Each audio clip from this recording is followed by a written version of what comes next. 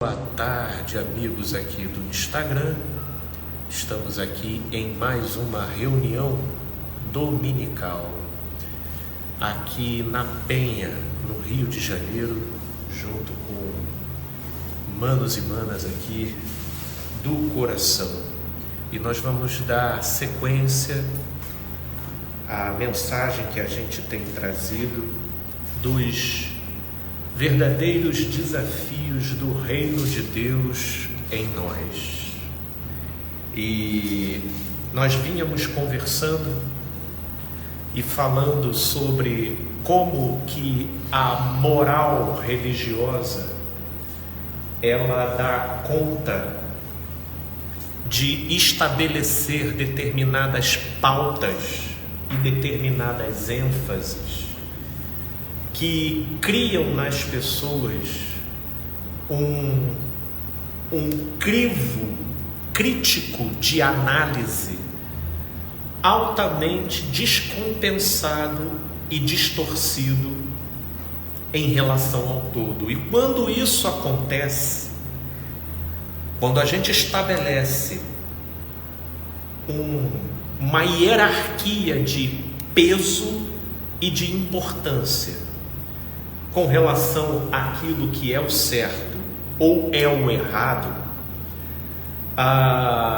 uma vez que naquilo em que é considerado o errado, pelo menos na aparência, eu consigo me ajustar e me alinhar e não fazer aquilo desencadeia em mim uma presunção de mérito, de merecimento, de capacidade, de proximidade com Deus, né? E esse mérito, essa presunção é o que leva e produz na gente uma maior predisposição para a intolerância e o preconceito com o outro, onde vendo ele fazendo aquilo que você recrimina, pela sua presunção você então o discrimina, você o julga. E é exatamente esse tipo de julgamento que Jesus nos chama a atenção lá no Sermão da Montanha, quando ele diz: não julgueis para que não sejais julgados. O que Jesus ali está chamando a atenção não é para o julgamento que pensa, que reflete, que analisa. Porque se a gente não puder fazer esse tipo de julgamento, meu Deus, como que a gente vai analisar os frutos? Pelos frutos os conhecereis. E para que a gente possa conhecer um fruto, só fazendo um juízo sobre a árvore com o qual a gente está se deparando. Então é preciso entender essa distinção do julgamento que sentencia por presunção e do julgamento que significa uma análise para melhor balizar o seu posicionamento na interação com alguém. Então esse julgamento não é o que Jesus chama a atenção lá em Mateus 5. O que Jesus chama a atenção em Mateus 5 é essa discriminação, é esse sentenciamento, onde a gente exclui o outro, onde a gente rotula o outro, baseado numa presunção, como se não fôssemos semelhantes, como se não estivéssemos no mesmo barco, como se você fosse incapaz de se enxergar. Então eu venho aqui para 1 Coríntios, no capítulo 6, porque um dos meus propósitos, falando desses verdadeiros desafios do reino de Deus em nós, é para que a gente possa reequilibrar o nosso senso de importância com relação àquilo que no Evangelho é tratado como sendo algo que tem o potencial de nos afetar e de nos prejudicar. Porque um outro aspecto que nós estávamos refletindo aqui é o modo como esses elementos eles são interpretados por nós. Essa interpretação, por um lado, moralista, que elege determinados comportamentos ou transgressões como tendo um peso maior do que outros diante de Deus. Por outro lado, a perspectiva legalista, que é essa perspectiva de é certo e é errado, ela empobrece muito o significado disso para a nossa vida. Porque por essa perspectiva judicial, forense, é certo e é errado, não há reflexão, não há negociação. Isso é errado, é certo, é errado, é certo. E aí, sob essa ótica interpretativa, a gente novamente favorece terreno para a arrogância e para a presunção. Porque o certo, ele passa a ser delimitado por uma aparência. Por uma aparência. E pelo julgamento externo da coisa. Se, por exemplo, malícia é considerado pecado, mas você se veste conforme aquilo que moralmente é estabelecido como decente, para todos os efeitos, você supostamente não é uma pessoa maliciosa. Consegue entender o engano da coisa? Se a prostituição é uma coisa tida como errada e você frequenta a igreja aos domingos, então, para todos os efeitos, você não é uma pessoa que carrega ou vive na prostituição, sabe? Se a idolatria é considerada errada e você não fica se prostrando e apresentando e expressando todos os comportamentalismos estabelecidos e convencionados como sendo uma devoção para alguma coisa, então, para todos os efeitos, você não idolatra nada, e aí você está certo. Portanto, essa perspectiva do certo e do errado, ela empobrece extraordinariamente, porque ela furta, ela escamoteia. O significado de escamotear é você retirar sem que seja percebido. Você escamoteia o real significado e aplicabilidade prática e real daquilo na nossa vida, para além das aparências. E é isso que eu quero resgatar aqui, utilizando até intencionalmente esse texto de 1 Coríntios, porque ele vai versar acima de um tema que é muito utilizado pelo moralismo e pelo legalismo religioso, que é o termo efeminado. E que se convencionou nas traduções modernas dizer que são os homossexuais. E que, inclusive, a gente ri para não chorar, porque a palavra efeminado, acompanhado da palavra sodomita, convencionou-se numa tradução recente, inclusive, interpretar que trata-se do homossexual passivo e ativo. Ou seja, é muita vontade de sentenciar e de recriminar sem um mínimo de exegese, de hermenêutica e de compreensão do real significado do que está sendo proposto ali, né? Então, na semana passada, nós conversamos e começamos a falar sobre a injustiça, lembra? E começamos aqui a desdobrar a injustiça em nós, porque Paulo, aí nós chegamos aqui no versículo 8, né? Mas vós mesmos, 1 Coríntios capítulo 6, no versículo 8, mas vós mesmos fazeis a injustiça e fazeis o dano, e isso aos próprios irmãos. E aí Paulo, ele fala, ele está apontando uma gravidade aqui.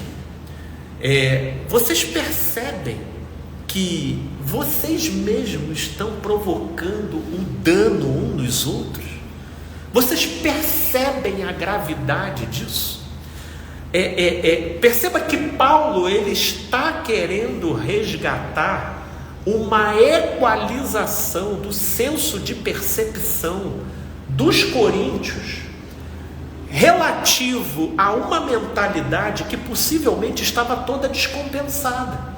Porque num grupo, gente, onde estiverem 2 ou 3, né, ali haverá uma moral. Uma moral. O que é uma moral? A moral é um acordo entre a maioria. É um acordo entre a maioria. O acordo que se estabelece. E esse acordo, ele pode se estabelecer de uma forma formal, ali via um estatuto, um documento que formalize aquilo que vai ser acordado no grupo, ou ele pode acontecer via uma dinâmica espontânea dentro do próprio grupo, onde cada um ali vai se medindo, vai vendo, vai se conhecendo, e ali vão se estabelecendo determinadas ênfases, onde essas ênfases irão determinar o que seja bem-vindo ou não naquele grupo.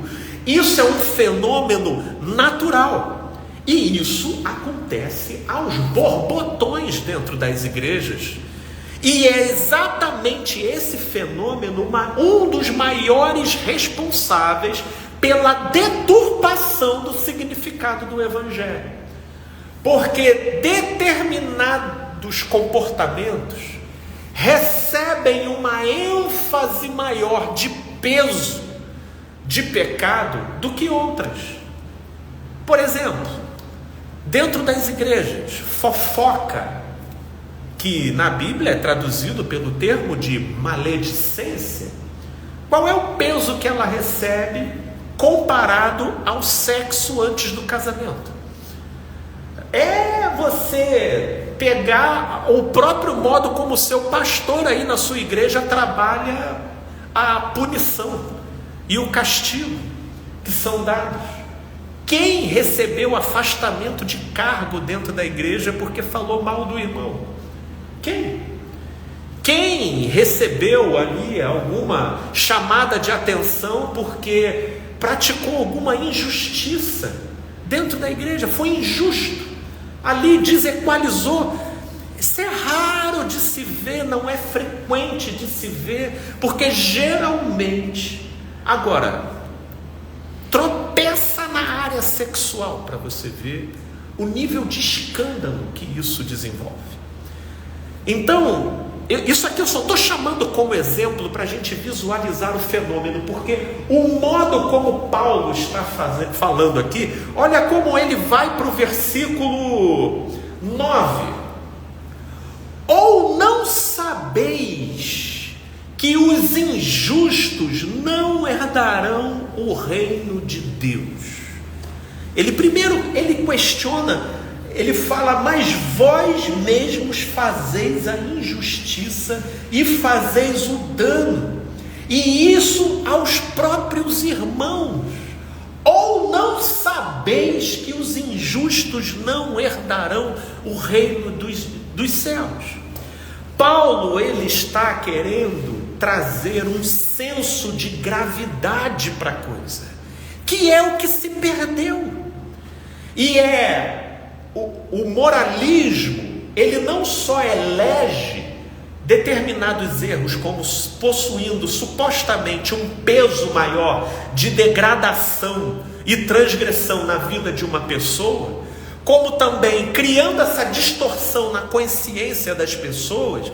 As pessoas inconscientemente começam a ser mais licenciosas e permissivas com outras distorções, com um potencial de afetamento e prejuízo, às vezes até pior, mas como aquilo não passa pelo crivo da moral estabelecida no grupo, a pessoa admite aquilo, criando raízes dentro dela.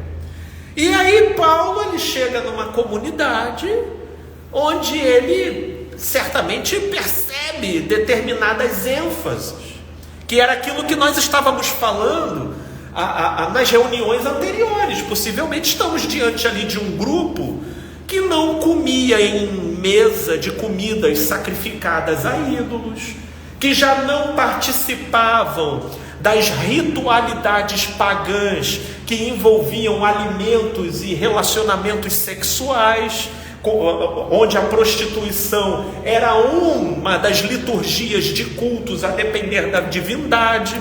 Ou seja, possivelmente já eram pessoas que carregavam uma certa distinção na maneira como se vestiam, na maneira como se comportavam, mas face à moral estabelecida, certas coisas ganharam uma ênfase em detrimento de outras, de modo que, por exemplo, a injustiça graçava livremente entre eles, livremente, e eles não observavam. E aí Paulo começa a chamar a atenção para os dispositivos que estavam acessíveis ali, como nós lemos e refletimos na semana passada, de como que um ia levando o outro para juízo, cheio de querela. Eu falei assim, cara, isso não faz o menor sentido vocês estarem vivendo. E aí agora ele fala: ou não sabeis vós que os injustos não herdarão o reino dos céus?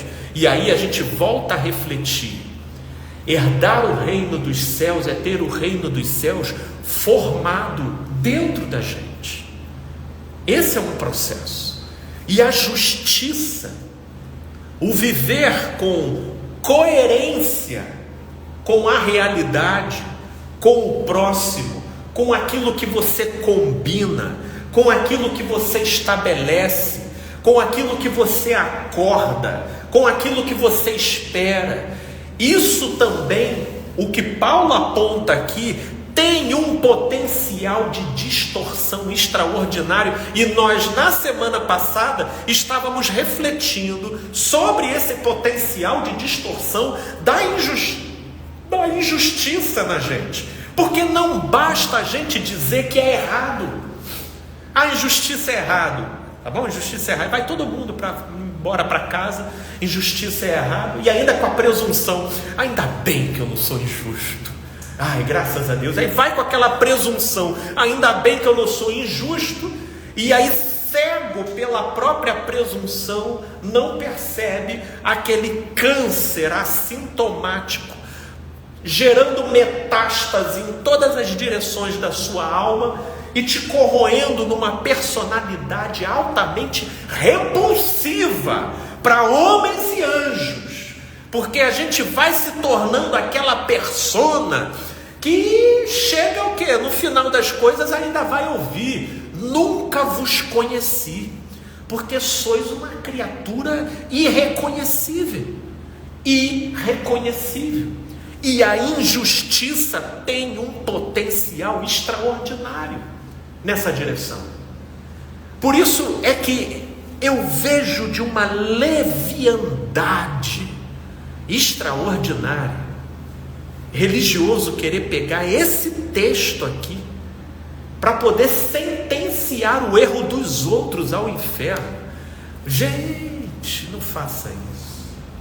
Eu vou, porque quando a gente começar a compreender, a grande verdade é essa, quando a gente começar a compreender e a saber observar o desafio dessas tendências no modo como elas se desdobram dentro de nós, e a gente está aqui tentando começar com o conceito de injustiça, quando a gente realmente entender esse desafio, aí é que a gente vai compreender e consentir com as palavras de Tiago, lá na epístola dele no capítulo 2, lá no verso 12, quando diz: falai de tal maneira e de tal maneira procedei, como aqueles que hão de ser julgados pela lei da liberdade, porque o juízo é sem misericórdia para com aquele que não usou de misericórdia. A misericórdia triunfa sobre o juízo. Tiago diz, ele falai de tal maneira e de tal maneira proceder, porque sinceramente quando eu vejo o religioso pegando esses versos em que Paulo utiliza esse termo, ou não sabeis que não herdarão o reino dos céus os tais, assim, e ainda fala, não herdarão o reino dos céus. Filho, você está fazendo essa declaração assim, você se enxerga? Você sabe pegar as implicações? Porque assim, por essa linha de colocação aí, não sei se você já acordou, mas assim, não sobrevive um de pé diante dele. Cara, eu tenho um temor danado de passar por isso daqui, de modo que eu olho isso daqui e compreendendo Paulo, não só como quem escreveu esse capítulo, porque assim, se eu fosse entender Paulo como alguém que só escreveu esse capítulo aqui, a minha conclusão era de que Paulo era um cara tremendamente judicioso e moralista, pelo modo como os termos estão colocados. Mas entendendo Paulo como um todo, olhando as palavras dele em outras cartas, em outros trechos, eu consigo entender a semântica de Paulo, que querendo ou não, é alguém egresso, ou seja, ele saiu de um universo altamente legalista. Então, naquilo em que ele se esforçava para poder criar uma linguagem que pudesse acessar o público daquela época que o ouvia, parte desse público ainda pertencia a esse universo legalista. Então Paulo, ele transitava entre uma linguagem mais filosófica reflexiva, tanto quanto uma linguagem mais moral e determinista. E essa colocação aqui de Paulo, ou não sabeis que os injustos não herdarão o reino dos céus, carrega um cunho determinista e moralista. Mas se eu for fazer uma análise espiritual e psicológica do que Paulo está falando aqui, linkando com aquilo que Jesus disse lá no Evangelho de Lucas, no capítulo 17, de que o reino de Deus não virá com visível aparência, porque o reino de Deus está dentro de vós.